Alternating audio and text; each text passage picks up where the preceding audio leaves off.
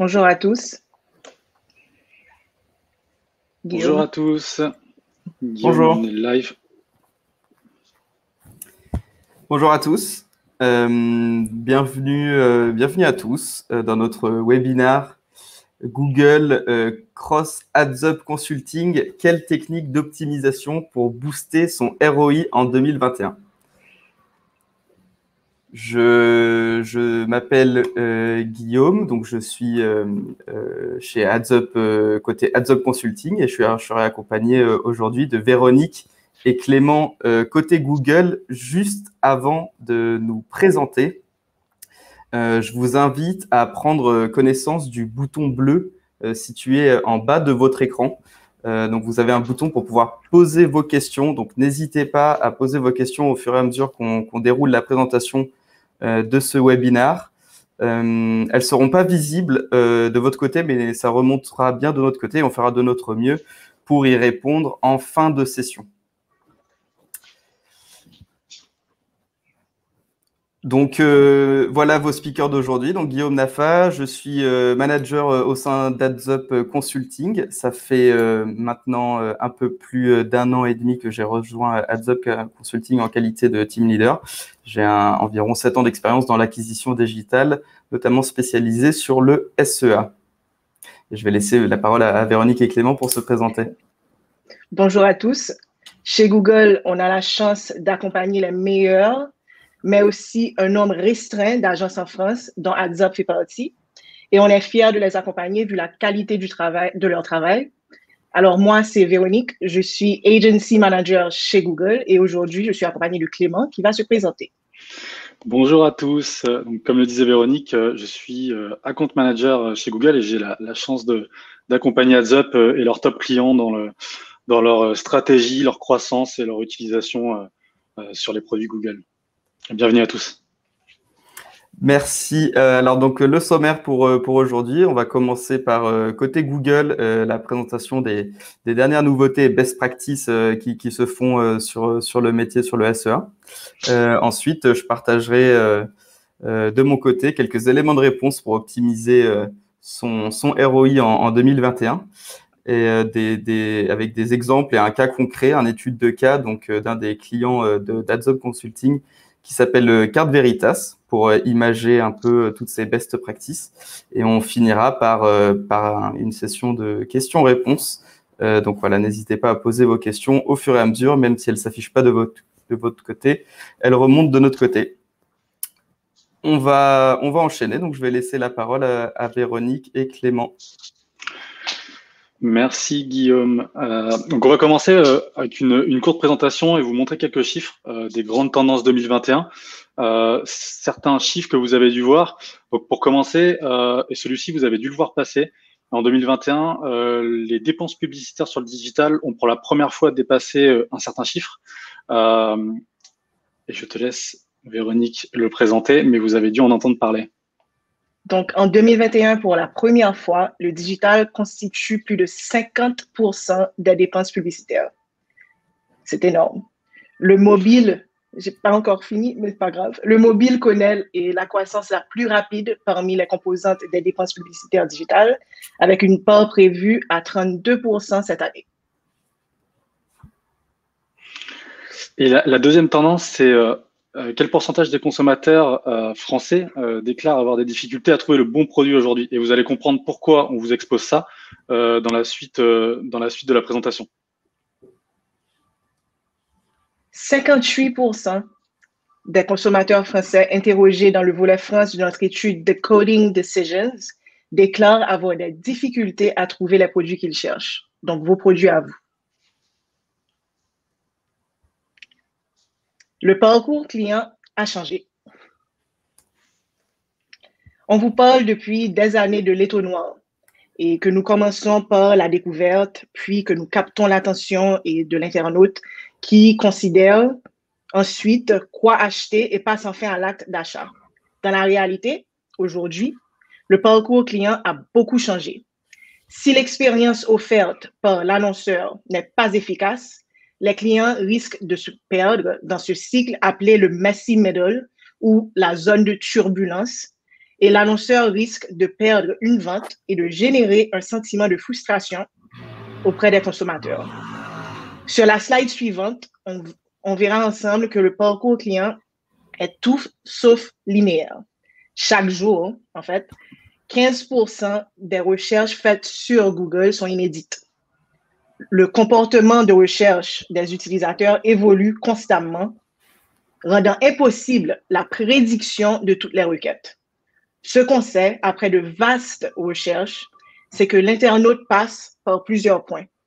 L'exploration, l'évaluation, pour ensuite arriver à l'acte d'achat. Les gens parcourent ces deux modes d'exploration et d'évaluation, répétant ce cycle autant de fois qu'il le faut pour prendre une décision. Ce milieu désordonné, ou encore cette zone de turbulence, laisse une empreinte de recherche que vous pouvez, en fait, suivre dans vos comptes Google Ads et Analytics. Analytics, un outil formidable qui vous aide à comprendre ce messy middle et le cheminement de l'acte d'achat. Si je fais une recherche, je ne vais certainement pas utiliser les mêmes mots-clés que Guillaume et que Clément. On est d'accord? Prochaine slide, s'il te plaît. Donc, ces défis. Désolé. Donc, ces défis peuvent conduire à un changement dans la manière dont les entreprises se différencient et dans la manière dont elles créent de la valeur au fil du temps.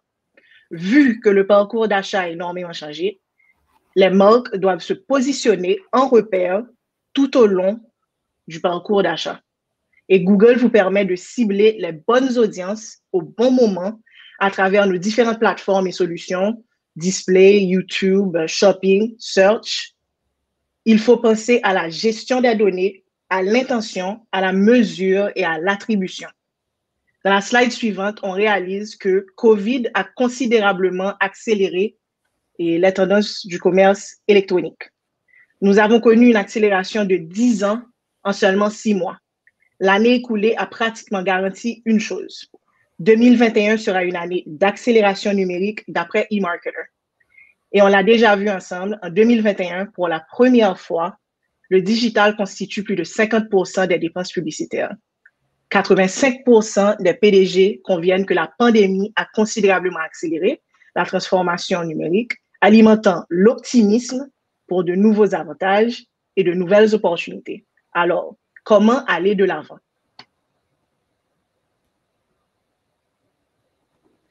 Dans le passé, le seul moyen de comprendre l'intention du client était de répondre à sa requête. Le moteur de recherche Google a été conçu pour fournir une réponse à une requête. Aujourd'hui, l'intention est au cœur de nos évolutions technologiques. Et on a aussi de nouveaux types de recherche. Exemple, la recherche vocale. Sans compter les différents points de contact. Un achat ne se fait pas uniquement sur un device. Un prospect peut commencer sa recherche sur son portable, mais l'achever et acheter sur son ordinateur. Alors, aujourd'hui, grâce à l'automatisation, la recherche se concentre sur la compréhension de l'intention derrière une requête. Afin de fournir une solution à l'internaute et de vous aider en tant qu'annonceur à atteindre vos objectifs de performance, prenons cet exemple. Une entreprise fait de la publicité de ses smoothies pré-préparés. 2 personnes différentes, les prospects, recherchent un régime anti-inflammatoire. Dans le passé, cette requête peut ne pas sembler pertinente pour une entreprise de smoothies et n'est pas un mot-clé qu'elle aurait décidé de cibler. Mais l'automatisation prend en compte tous les signaux afin de faire correspondre la requête à un résultat pour leur entreprise. Un exemple de signal fort pouvant être utilisé peut être, par exemple, la navigation d'un prospect sur des sites parlant de cette thématique.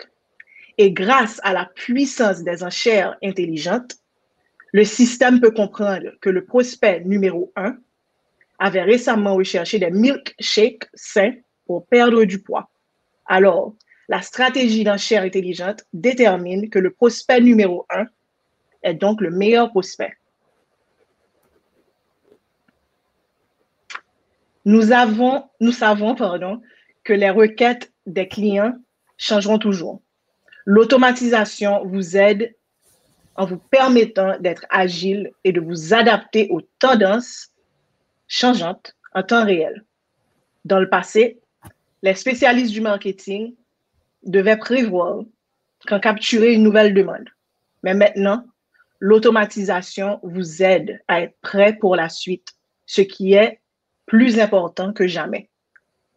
Les modèles avancés prennent en compte les changements saisonniers du marché, le comportement ou encore les préférences de l'internaute, les changements de la demande, les objectifs de chiffre d'affaires. Aujourd'hui, nos stratégies d'automatisation vont comprendre les évolutions et vont s'adapter, par exemple, et sur les pics saisonniers, les soldes d'été, etc. Le résultat final, vous pouvez maximiser votre retour sur investissement, quel que soit votre objectif marketing, avec nos différentes solutions adaptées à votre business model. Par exemple, on a des solutions d'automatisation pour générer plus de prospects, pour générer les ventes en ligne et hors ligne, pour accroître la notoriété de votre marque, des solutions bien dédiées, et AdsUp est là pour vous aider à définir ensemble la bonne stratégie à adopter. Clément, quelles sont les clés de la réussite? Merci beaucoup, Véronique, pour l'intro et la mise en contexte. Tu peux aller directement à la slide suivante, s'il te plaît, Guillaume. Donc, comme l'a dit Véronique, en fait, aujourd'hui, on a une complexité au niveau du parcours internaute, multiplication des devices, une exigence qui est de plus en plus forte, un changement comportemental, l'hyperconnexion des internautes.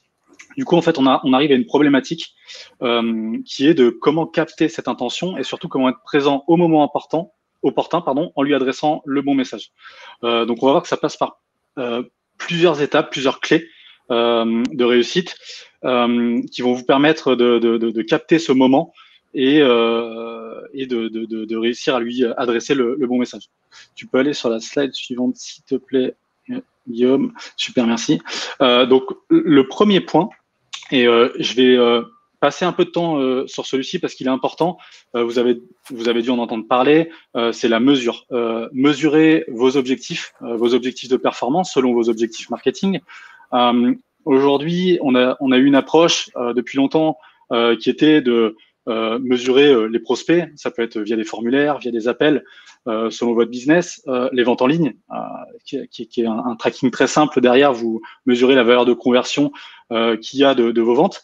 Mais aujourd'hui, chez Google et avec AdsUp, on essaie d'avoir une approche qui est un petit peu plus poussée, un petit peu plus précise, c'est-à-dire qu'on va parler d'offline conversion tracking, donc des ventes hors ligne.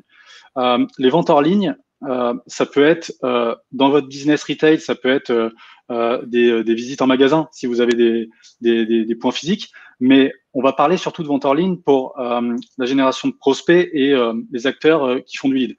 Donc ça se passe comment? Aujourd'hui, vous avez la possibilité via votre CRM d'avoir cette mesure et de la suivre aujourd'hui, et on verra l'importance de la mesure dans la suite des actions. C'est d'arriver à faire remonter ces actions hors ligne dans votre CRM pour qu'on puisse les réutiliser derrière dans le pilotage. À la base, on va prendre un acteur qui fait du lead gen assez classique. Vous pouvez faire des formations en ligne, vous pouvez être un acteur de la banque, des assurances.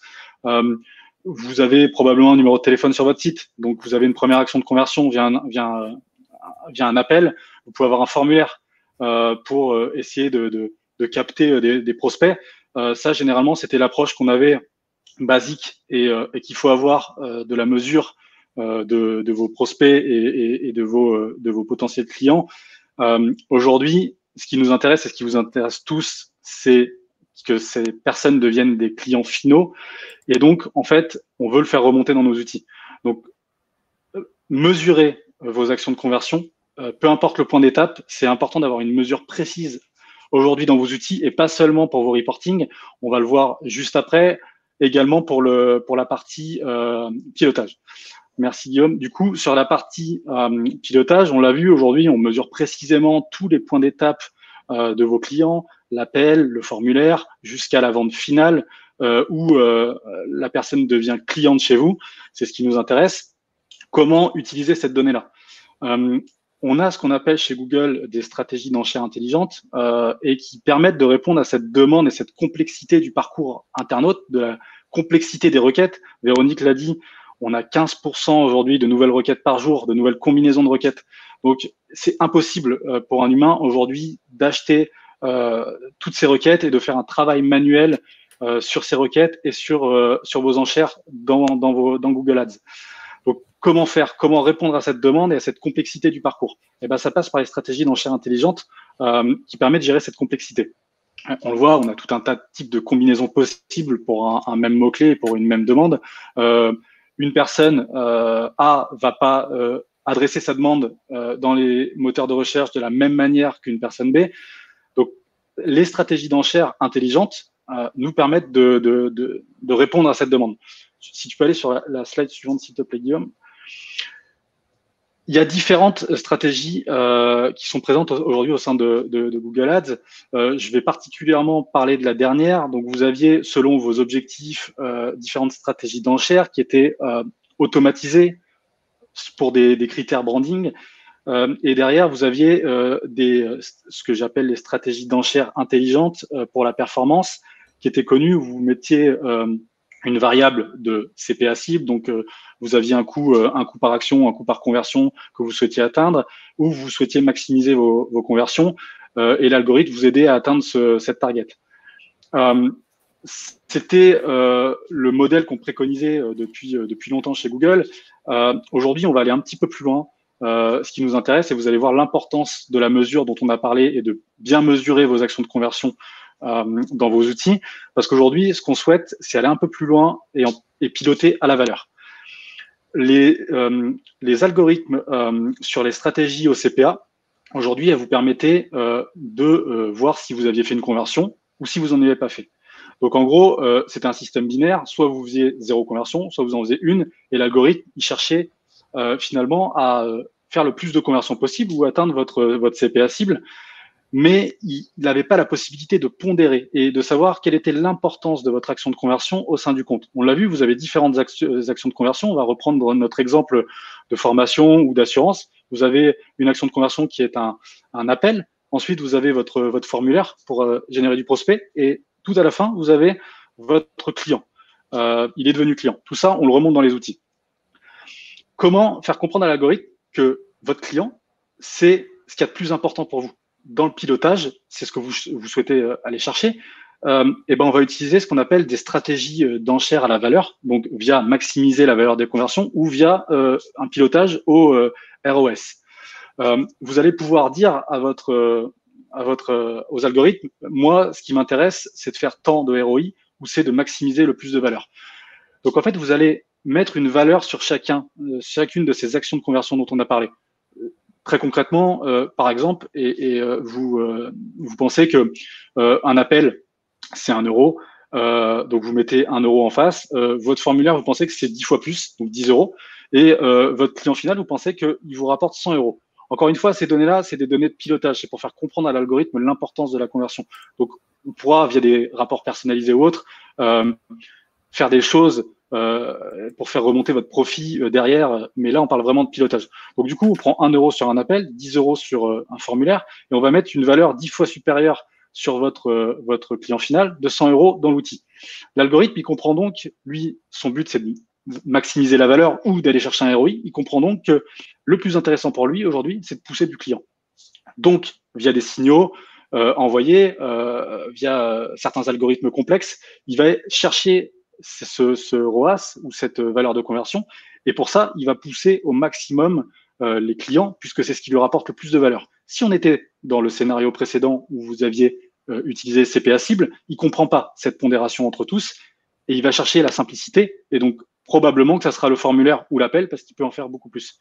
Donc, c'est très important aujourd'hui et je reprends ce schéma de la mesure, de bien mesurer toutes vos actions de conversion et ensuite de leur attribuer une valeur précise, pour que l'algorithme comprenne comment pousser et comment les pondérer. Quelle action est importante pour vous? Quelle est la plus importante?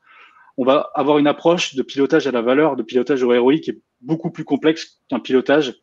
Est-ce que je fais une conversion ou est-ce que j'en fais pas? l'algorithme ne se comporte maintenant que pour maximiser le profit au sein de votre entreprise. Et ça, c'est valable pour tous les acteurs. Ça peut paraître simple pour les acteurs du retail, parce que vous vendez un produit qui est directement en ligne. Mais aujourd'hui, si vous êtes capable d'aller jusqu'à votre client final et de lui attribuer une valeur, l'algorithme, il va le comprendre, il va le pousser, et donc du coup, il va maximiser la performance au sein de votre compte. Donc voilà, gardez ça en tête, et AdsUp et Google, on est là pour vous accompagner, vous aider dans ce paramétrage et pour atteindre cette vision cible du pilotage et de la mesure. Tu peux passer à la slide suivante. Donc on a vu, ça va demander certains prérequis, cette automatisation, cette mesure et ces stratégies d'enchères. Il reste à capter la demande sur le réseau de recherche et d'avoir une approche la plus complète possible sur Google Ads et sur les autres inventaires, on va le voir. Si tu peux aller juste à la slide suivante, s'il te plaît, Guillaume. Donc, premièrement, je vais faire assez vite. Vous devez simplifier au maximum vos comptes et votre approche. L'utilisation et l'intérêt de l'utilisation des stratégies d'enchères, aujourd'hui, c'est de vous simplifier la tâche et c'est d'éviter de perdre trop de temps sur certaines tâches récurrentes que vous aviez avant. Donc, on est à disposition pour en discuter, mais pour faire simple, avant, on conseillait d'acheter un maximum de mots-clés. Aujourd'hui, c'est plus le cas. Vous allez le voir avec les nouveaux types de correspondance, les nouveaux ciblages. Il faut aller au plus simple. Vous avez une campagne, vous avez un objectif. Vous n'avez pas besoin de surmultiplier les campagnes, les ad groups. Ce qu'il faut, c'est de la précision dans la mesure, dans votre pilotage et dans l'annonce que vous adressez à l'internaute derrière. Il n'y a pas besoin d'acheter des mots-clés par combinaison, par dizaines et centaines, ce qu'on voit encore aujourd'hui. Il faut aller vraiment au plus simple parce que ça va simplifier le travail des algorithmes via les stratégies d'enchères qui vont avoir plus de data concentrée sur une seule ligne et ça va leur permettre d'être beaucoup plus efficients. Aujourd'hui, les algorithmes sont capables de réagir au niveau compte et ils n'ont plus besoin d'avoir une granularité très forte. Ils sont capables de faire des calculs très complexes que le cerveau humain n'est pas en mesure de faire ou qui demanderait un travail énorme et qui serait très chronophage pour vous. Donc voilà, une structure simple, gardez ça en tête. Juste ensuite, et très important, je vais m'attarder un tout petit peu sur ce point, on a une évolution depuis la création de Google Ads des types de correspondance, des ciblages. Donc, vous le savez, vous avez la possibilité d'acheter des mots-clés sous certaines formes qui sont l'exact, le phrase, le broad. Aujourd'hui, c'est conseillé d'avoir une approche large si vous combinez ça aux algorithmes, aux stratégies d'enchères intelligentes. Pourquoi? Parce que ça va lui donner un champ des possibles beaucoup plus important. Si vous vous contentez d'acheter de l'exact, l'algorithme finalement est bridé. C'est intéressant pour l'algorithme d'avoir une possibilité large d'aller chercher des requêtes, et on l'a vu, c'est 15% de nouvelles requêtes par jour. On n'est pas capable de faire le travail pour les acheter en permanence. Donc, si vous achetez le mot-clé sous sa forme la plus large et que vous avez bien paramétré vos mesures de conversion et vos stratégies d'enchères derrière, l'algorithme, il se charge de faire le travail et d'aller se placer au bon endroit, au bon moment. C'est ça qui nous intéresse. C'est ce que les stratégies d'enchères font, c'est aller capter une demande au bon endroit, au bon moment, sur le bon internaute. Et ça, si vous passez par du large, vous avez beaucoup plus de chances d'atteindre vos objectifs et de simplifier le travail des algorithmes. Donc voilà, pensez une stratégie avec une correspondance large et ne multipliez pas les combinaisons. Achetez votre mot-clé en large, essayez de remonter au maximum, mais vous n'avez pas besoin d'acheter l'intégralité des expressions aujourd'hui, que ce soit en exact ou autre, puisque l'algorithme va faire le travail pour vous derrière si vous avez le mot-clé le plus large possible et il va se permettre d'aller ratisser, entre guillemets, de manière beaucoup plus large sur les requêtes. Je vais faire très rapidement sur l'attribution. Donc, vous savez, on a vu la mesure, on a parlé de complexité du parcours des internautes. Il y a quelque chose à prendre en compte, c'est que l'attribution évolue et aujourd'hui, les inventaires évoluent également. Donc, finalement, la complexité, c'est d'attribuer la bonne valeur de chaque inventaire, de chaque point de passage de l'internaute à sa juste valeur.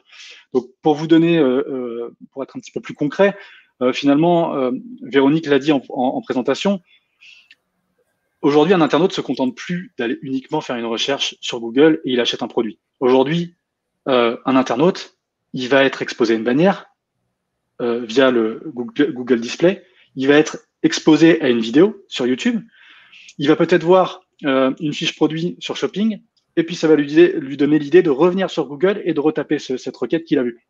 Donc, ça, c'est bien. Mais comment on attribue tous ces points de contact? Comment on leur dit OK, là, ça a fait 20% du travail, et là, ça a fait 10, etc. C'est ce qu'on appelle le data-driven chez nous. Donc, pensez à bien utiliser ce mode-là dans vos campagnes, puisque ça va vous permettre de piloter justement chaque point de contact.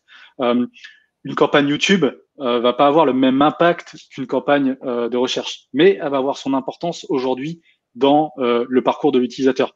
Donc, j'irai même plus loin sur l'attribution. Pensez à bien utiliser tous les inventaires qui sont disponibles pour vous chez Google. Ça passe par le réseau de recherche qui est le plus connu, mais ça passe aussi par YouTube, le Google Display, Shopping quand vous êtes un retailer, parce que aujourd'hui l'internaute peut être touché sur tous ces points d'étape, et c'est ce qui va faire que finalement il va convertir à la fin sur un de ces inventaires. Je vais faire très rapidement là-dessus. Vous avez à votre disposition aujourd'hui dans Google Ads, vous pouvez voir un score de recommandation qui est présent sur votre page d'accueil, et vous avez un onglet recommandations. Je vous invite à aller le voir, parce que tout ce dont je viens de parler juste avant est disponible dans cet onglet de recommandation, c'est-à-dire que l'algorithme fait le travail pour vous et vous propose des choses à mettre en place, que ce soit sur le ciblage, que ce soit sur les stratégies d'enchères, que ce soit sur la mesure de vos actions de conversion, que ce soit sur la simplicité de votre structure, l'utilisation des bonnes annonces, des bonnes créations. Tout ça, c'est proposé dans l'onglet recommandations. Donc vraiment, allez-y, regardez. Vous n'êtes pas obligé de les appliquer toutes, mais ça peut vous donner des pistes, des billes pour améliorer votre compte, et surtout servez-vous de ce score de recommandation qui est un bon indicateur de l'état de santé de votre compte. Je te laisse la parole, Guillaume. Super, merci beaucoup Clément et Véronique. Donc avec l'équipe Google, avec Véronique et Clément, on a vu pas mal de théories. Dans ma partie, je vais essayer de rendre ça encore plus pratique. Ce sera notamment imagé par un cas d'étude juste après. Donc, on va voir comment tout ça peut rentrer dans la pratique concrètement dans la gestion des comptes pour optimiser son ROI en 2021. Donc, les piliers qu'on a vus sont donc le Value Smart Bidding, donc les stratégies d'enchères pilotées à la valeur, donc soit maximiser la valeur ou une target ROAS. On a parlé des requêtes larges, des méthodes de structure, d'avoir des structures simplifiées qui regroupent et globalisent les volumes, offline conversion tracking, et un dernier pilier aussi que je vais aborder rapidement, qui est pour le wording des annonces, une méthode performante qui est Capson-Cas, qui permet de voir différentes façons de formuler ces annonces. Donc, par rapport au smart bidding, donc nuancé à la valeur de conversion, on en a parlé. Je vais juste revenir sur un peu la nuance entre maximiser la valeur de conversion et le TROS. C'est une question qui revient souvent. Donc, maximiser la valeur de conversion, il va aller tout simplement chercher le plus de chiffres, donc le plus de conversion et le plus de valeur possible dans le respect d'un budget défini. C'est souvent ce que les annonceurs peuvent utiliser par défaut lorsqu'ils n'ont pas connaissance eux-mêmes d'une target de ROI à piloter pour leur business. Également pour des budgets limités qui vont être au quotidien limités. Ça va être une méthode plus pratique parce qu'on dit tout simplement à l'algorithme va me chercher le plus de volume, va maximiser au maximum, va maximiser le volume dans le respect en fait de ce budget. Le pilotage au TROAS, donc à ce moment-là, c'est on insère une target, un objectif de ROAS cible. Donc ça va être notamment pratique déjà lorsqu'on a une idée de business à minima de la target de ROI qu'on souhaite cibler. Et donc à partir de ce moment-là, les algorithmes vont être aussi challengés à générer un maximum de chiffres, mais du coup dans le respect de ce ROAS Un minimum de conversion est requis pour le coup parce qu'il faut bien nourrir cet algorithme d'information. Mais donc là, ça va être particulièrement une stratégie particulièrement pertinente à utiliser pour des annonceurs qui sont un peu open budget ou enfin voilà, qui ont cette capacité de pouvoir encaisser les investissements dans l'idée qu'on part sur un pilotage à budget illimité dans le respect de ce ROI cible. Voilà un peu pour la distinction. Donc les différents types de correspondance, on l'a vu, mais donc aujourd'hui, le Broad permet d'augmenter l'apparition des annonces, donc les requêtes larges. Ça va être un moyen de capter différentes requêtes sans acheter forcément tous les mots-clés un à un, ce qui n'est plus ce qu'on recommande. Ça pouvait l'être à une époque, mais ça ne l'est plus. Effectivement, pensez à bien gérer les exclusions de mots-clés, puisque avec le fait de ratisser beaucoup plus large, on a envie de surveiller ce sur quoi on peut apparaître. Et pour ça, le travail sur les mots-clés négatifs va permettre de filtrer. On en reparlera, mais faites des A/B tests. Donc, il y a une fonction qui s'appelle Draft and Experiment. Si vous n'êtes pas convaincu ou si vous avez une appréhension, c'est des choses qui peuvent être A/B testées en gardant la campagne originale et en A/B testant la nouvelle fonctionnalité en parallèle. Donc, les structures simplifiées, pour reprendre un peu les idées des best practices qui se font dernièrement, l'idée de cette méthode, ça va être de vraiment s'inspirer des catégorisations de votre site, de l'architecture de votre site, pour avoir une structure de vos campagnes Google Ads qui va refléter la structure de votre site à partir en se focusant sur les URL et ces grandes catégories, plutôt que jusqu'au niveau mot-clé à associer une URL à chaque mot-clé. Donc, pourquoi on fait ça? Ça va permettre de regrouper, de globaliser les volumes en regroupant les mots-clés correspondant à des catégories de produits similaires.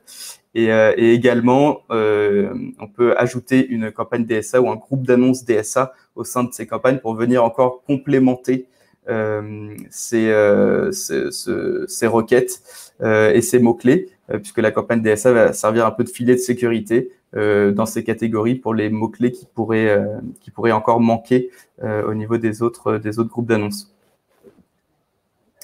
Optimiser donc à la valeur de conversion et l'import des conversions.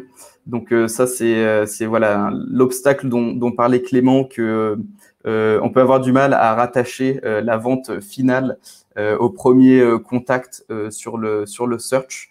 Donc ça c'est souvent un obstacle, et à partir du moment où donc on va pouvoir remonter les conversions hors connexion au sein de Google Ads, on nourrit les algorithmes de cette information de la vente finale. Ça va évidemment aider les algorithmes à les driver vers la performance et donc vers les conversions finales. Et donc, en apportant en plus de ces valeurs de conversion, en important en plus de ces conversions hors connexion des valeurs, on peut pondérer donc différemment et évidemment associer beaucoup plus de valeur à la conversion finale qu'à différentes étapes. Et on peut pondérer comme ça les différentes étapes, typiquement pour du lead gen, pour de la génération de prospects et du remplissage de formulaires. Ça peut être quelque chose qui va être très pertinent pour que l'algorithme puisse capter et être objectivé sur aller de plus en plus loin dans les formulaires et avoir même une surpondération de la conversion finale. Donc, un petit volet sur les wordings des annonces aussi, c'est toujours bien de se rafraîchir les idées là-dessus. Mais donc, n'hésitez pas à utiliser différents angles d'attaque, j'ai envie de dire, dans vos annonces, de type ce qui va être autour de la sécurité.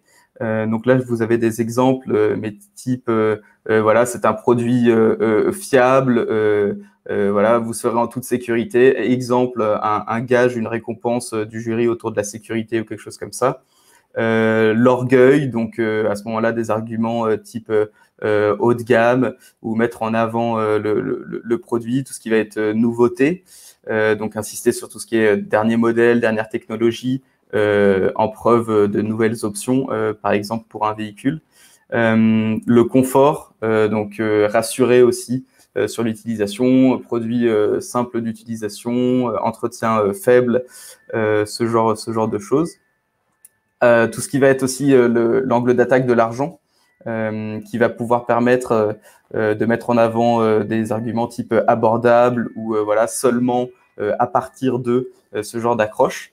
Et aussi la touche de la sympathie, qui peut être un bon exemple d'annonce à tester avec le reste. Donc sur un ton plus conviviable, insister sur le côté personnalisable de certains types de produits ou comme quoi on pourrait avoir le choix dans la couleur.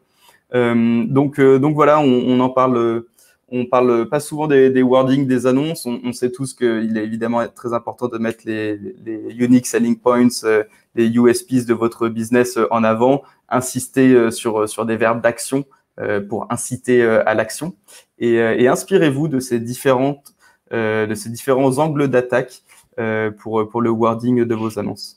Peut-être juste une petite chose, Guillaume, pour compléter ce que tu venais de dire. C'est vrai qu'on n'en a pas parlé directement et dans la simplification de la structure, pensez qu'aujourd'hui, vous avez à disposition des annonces responsive search ads, donc les annonces RSA, qui vous permettent de tester tous ces wordings. Ce qu'on disait au niveau des ad groups, des campagnes, des mots-clés, c'est aussi valable sur les annonces. Ne multipliez pas, surmultipliez pas vos annonces. Si vous voulez tester aujourd'hui tout type de wording, vous avez ces annonces RSA qui vous permettent d'implémenter un certain nombre de descriptions de titres et de tester. Ensuite, l'algorithme va faire tout un choix de combinaison et va vous pousser la meilleure combinaison possible et vous dire quel est le score de votre annonce. Donc, abusez de ces responsive search ads. Il faut qu'il y en ait au moins une dans chaque ad group. Voilà. Je voulais juste compléter avec ça. Merci. Tout à fait. Merci Clément. C'est effectivement le format responsive on peut aller jusqu'à une quinzaine de titres différents à tester, 4 descriptions et donc les combinaisons ensuite se font par les algorithmes. Donc c'est effectivement un excellent format à utiliser pour justement mettre en avant toutes ces différentes options qu'on vient de voir.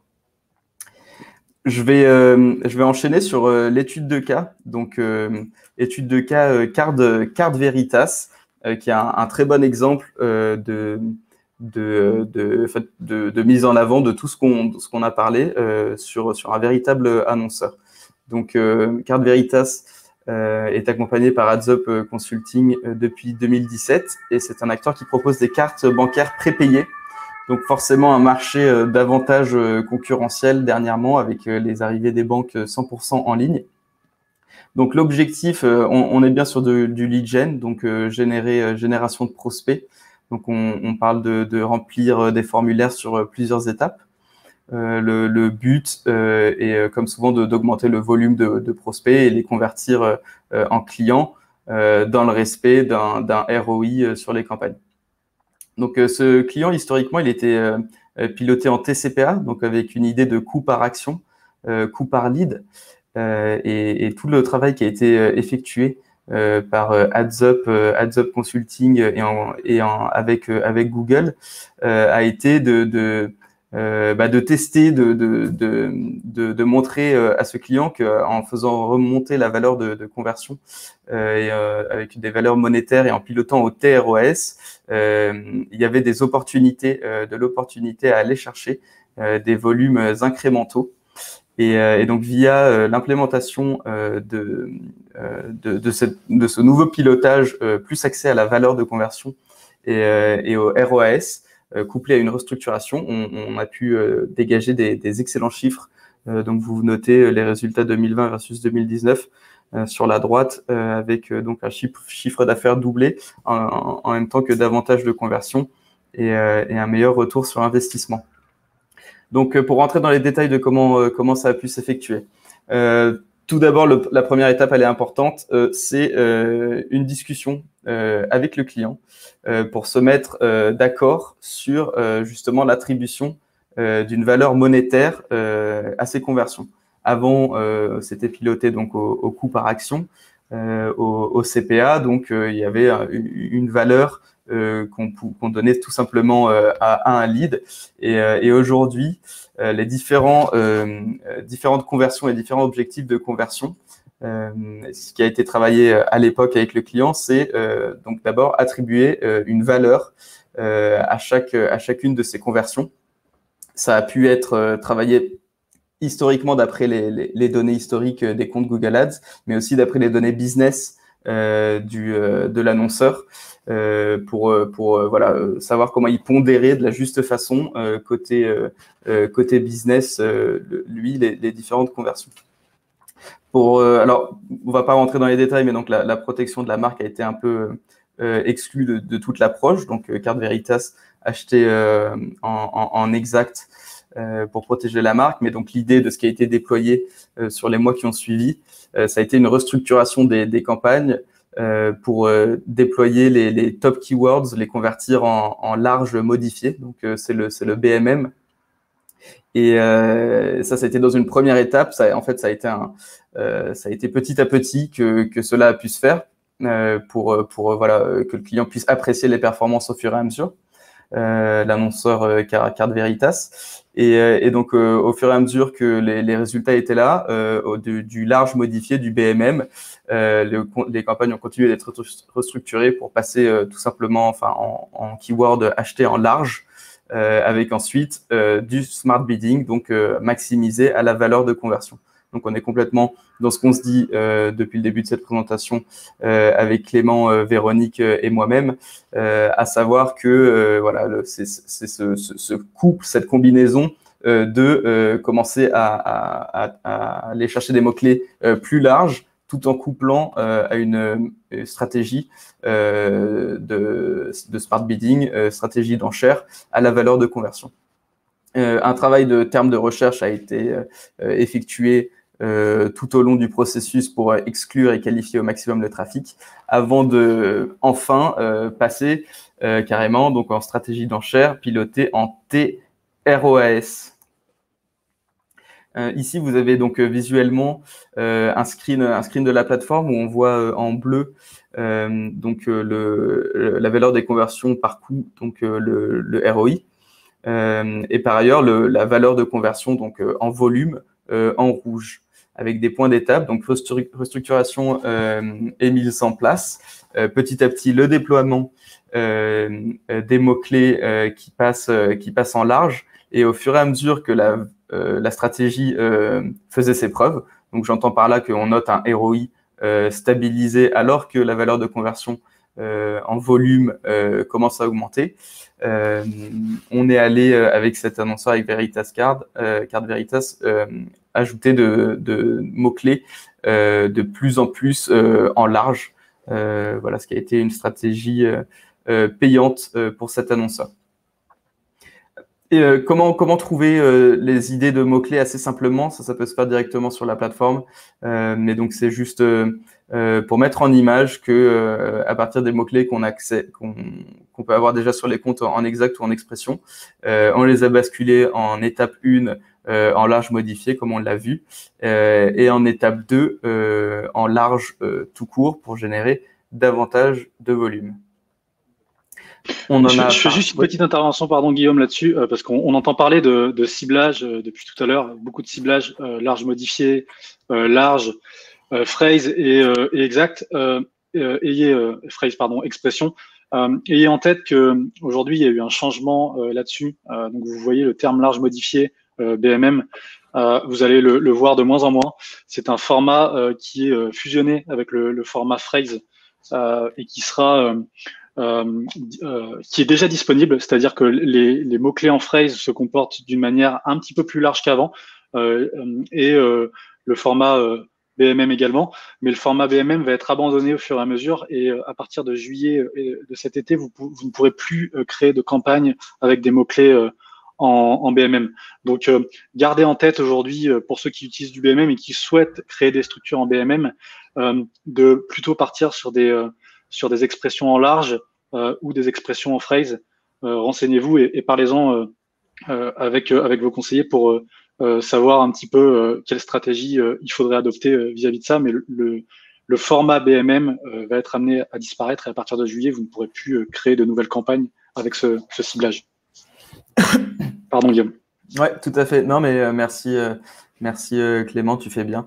Voilà, la logique en tout cas reste la même, que de s'émanciper du strict contrôle de mots-clés exacts pour laisser les algorithmes leur donner plus de plus d'ampleur, qui puisse aller couvrir davantage de requêtes.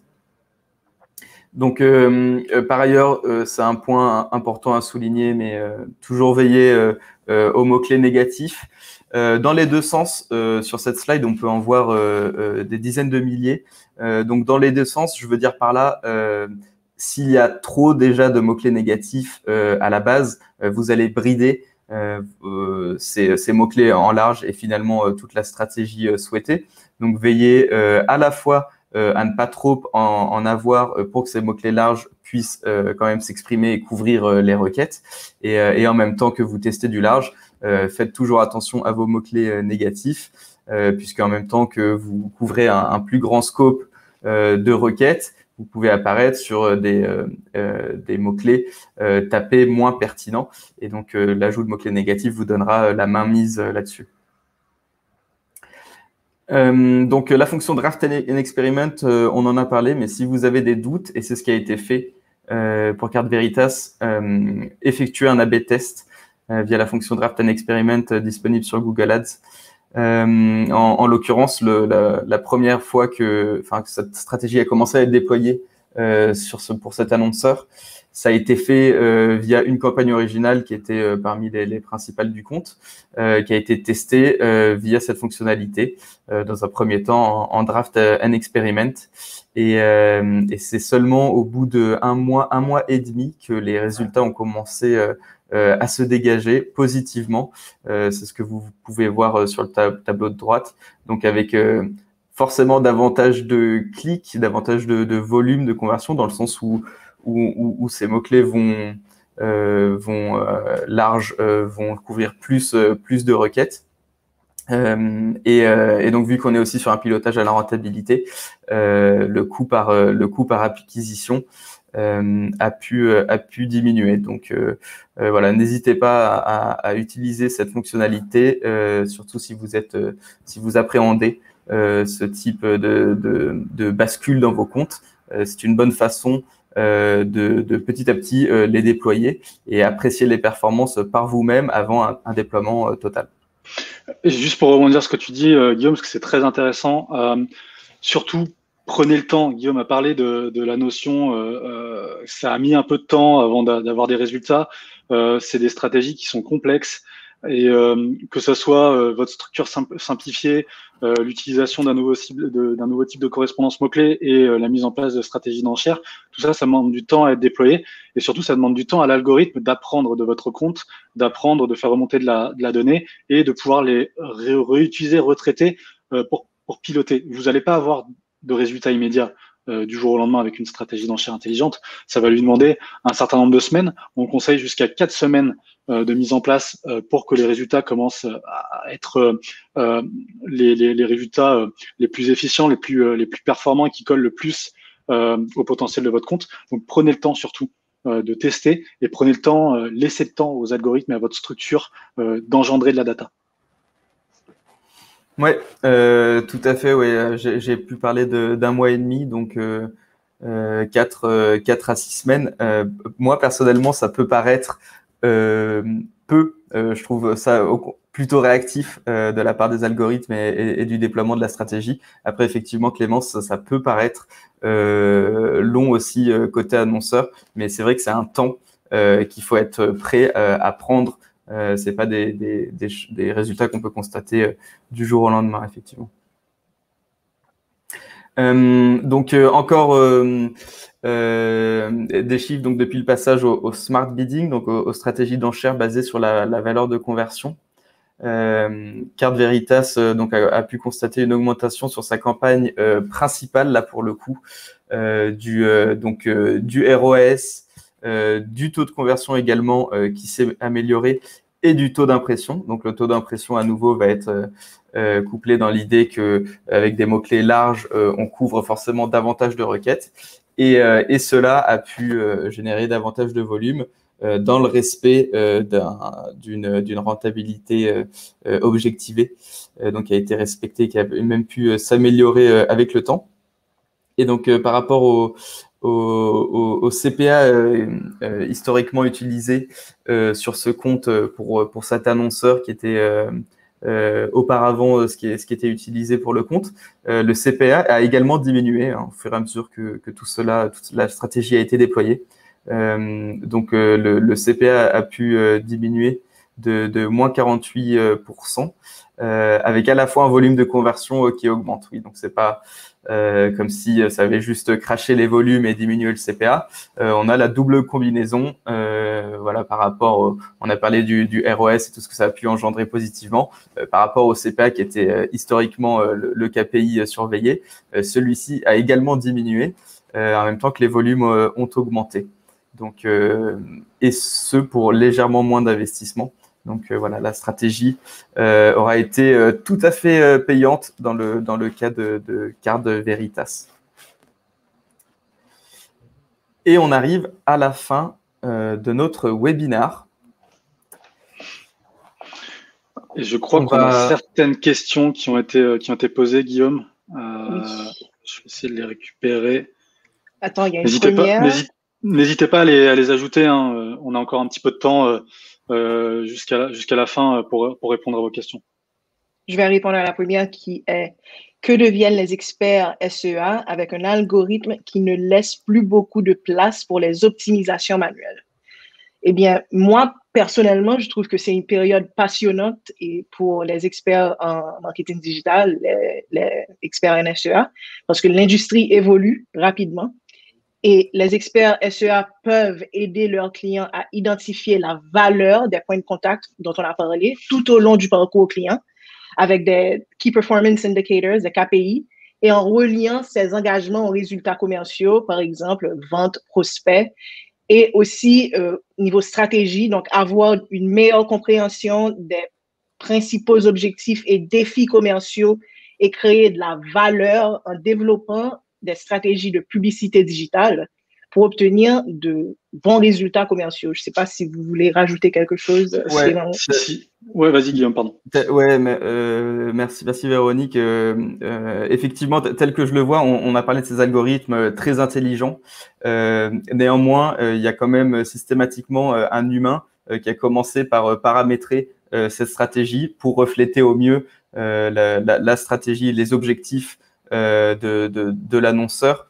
Donc cette étape, je pense qu'elle elle sera toujours nécessaire. Par ailleurs, à mon sens, aujourd'hui, là où donc par le passé, ce qui a pu évoluer, on optimisait beaucoup des CPC, une multitude de mots-clés achetés en exact qu'on pouvait optimiser un à un. Aujourd'hui, on se positionne plus, nous, en tant qu'humains, sur des pilotes d'algorithmes, je dirais. À mon sens, on est là pour justement piloter ces algorithmes pour faire en sorte qu'ils reflètent et qu'ils génèrent au mieux les objectifs du client.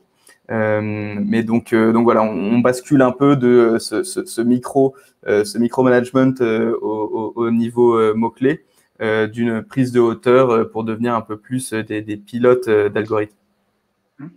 Juste pour compléter ça, en gros, pour le schématiser, avant, si on parle d'agence digitale, elle avait un rôle opérationnel, comme le disait Guillaume, et très chronophage sur les tâches. Aujourd'hui, on est sur un rôle d'expertise, comme c'était précisé dans la question. Et donc, en fait, le rôle de l'expert SIA aujourd'hui, c'est tout simplement de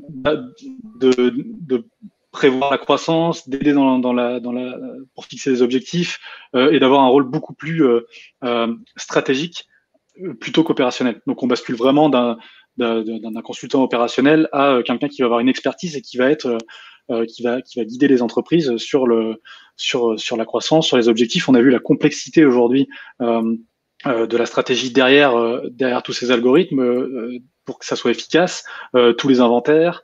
Et ben voilà, le rôle il va beaucoup plus loin que simplement mettre des CPC, créer des mots-clés. Aujourd'hui, c'est vraiment un rôle de chef de projet, de stratégie pour aider les entreprises à aller chercher leurs objectifs. Yes. Il y a une autre question qui revient sur une slide que j'ai abordée un peu plus au début. C'est peut-être quelqu'un qui s'est connecté en cours de route. Mais du coup, pour reprendre rapidement, donc la question, c'est quelles sont les principales différences entre la stratégie maximiser la valeur de conversion et les TROAS? Quand faut-il l'utiliser utiliser l'une plus que l'autre. Donc, je vais reprendre rapidement ce que j'avais pu évoquer un peu plus haut. N'hésitez pas, Véronique Clément, à compléter si besoin. Mais du coup, déjà, maximiser la valeur de conversion, pour moi, serait plus le choix par défaut, à partir du moment où on remonte la valeur de conversion. Lorsqu'on n'a pas forcément une idée de son ROI ou ROS cible, auquel cas on serait plus enclin à piloter sur du target ROAS, puisqu'on a en idée de cette cible. Par ailleurs, j'aime bien aussi nuancer, et après je te laisse Clément, à la notion de budget, à savoir que voilà, pour des annonceurs plus petits, avec des budgets relativement restreints, la stratégie maximiser la valeur de conversion peut être une bonne idée, dans le sens où on dit à l'algorithme, finalement, j'ai ce budget que je ne peux pas dépasser par jour, va maximiser, va me chercher un maximum de valeur de conversion, de chiffres dans ce budget. Le TROS, donc à partir du moment où un business va avoir cette notion de rentabilité cible, dans ce cas, on peut souvent avoir des annonceurs qui peuvent se permettre en fait d'être finalement relativement open budget, avoir des budgets illimités, puisqu'en fait tant que on est dans ce ROS, dans le respect de cet ROS, donc mettons pour 1 euro investi, je veux en récolter 2,5. Finalement, je suis disposé à investir sur mes campagnes Google Ads. Donc voilà comment je ferai la différence entre ces deux stratégies d'enchères, sachant qu'aussi en cas de faible volume de conversion, maximiser la valeur de conversion sera un choix plus safe, parce qu'il faut quand même nourrir d'un minimum de conversion la stratégie d'enchère en TROS.